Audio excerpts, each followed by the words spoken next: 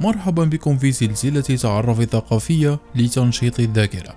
سنطرح عليكم مجموعة من الأسئلة ونمنحكم مدة 5 ثواني لنعطيكم الإجابة، وفي هذه المدة اقترح إجابة لسؤال وقم بتقييم نفسك بنفسك، واكتب لنا كم سؤالا استطعت الإجابة عليه في النهاية. فلنبدأ.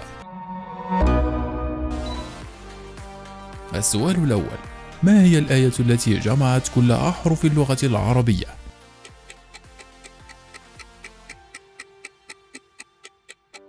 الجواب: آخر آية من سورة الفتح. السؤال الثاني: كم مرة حج فيها النبي صلى الله عليه وسلم؟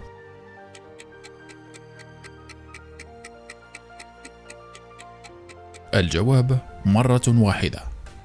السؤال الثالث: ما هي السورة التي بدأت باسم ثمرتين؟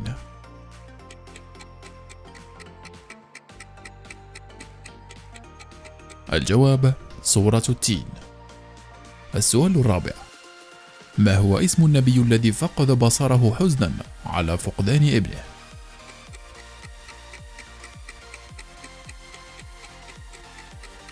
الجواب: سيدنا يعقوب عليه السلام. السؤال الخامس: ما هو اسم المدينة التي ولد فيها سيدنا إبراهيم عليه السلام؟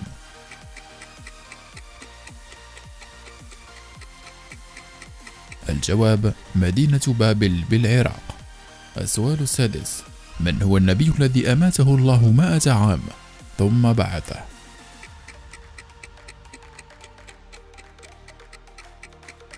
الجواب: عزير عليه السلام. السؤال السابع: من هو النبي الذي أرسل إلى قوم عاد؟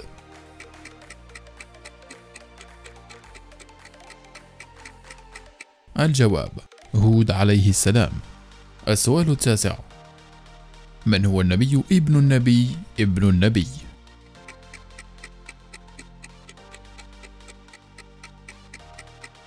الجواب: يوسف عليه السلام. السؤال العاشر: من هو النبي الذي قبضت روحه في السماء الرابعة؟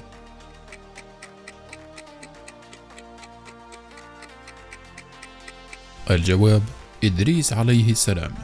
ما هي آخر آية نزلت في القرآن الكريم؟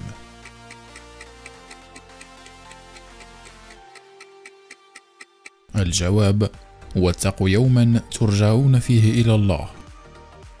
السؤال الأخير: من هو الشخص الذي حفظ القرآن الكريم بعد النبي صلى الله عليه وسلم؟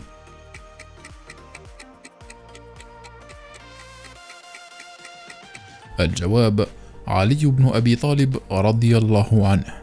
كم سؤالا استطعت الإجابة عليه في النهاية؟ اكتب لنا ذلك في التعليقات، وانتظر السلسلة القادمة لتنمي ثقافتك المعرفية.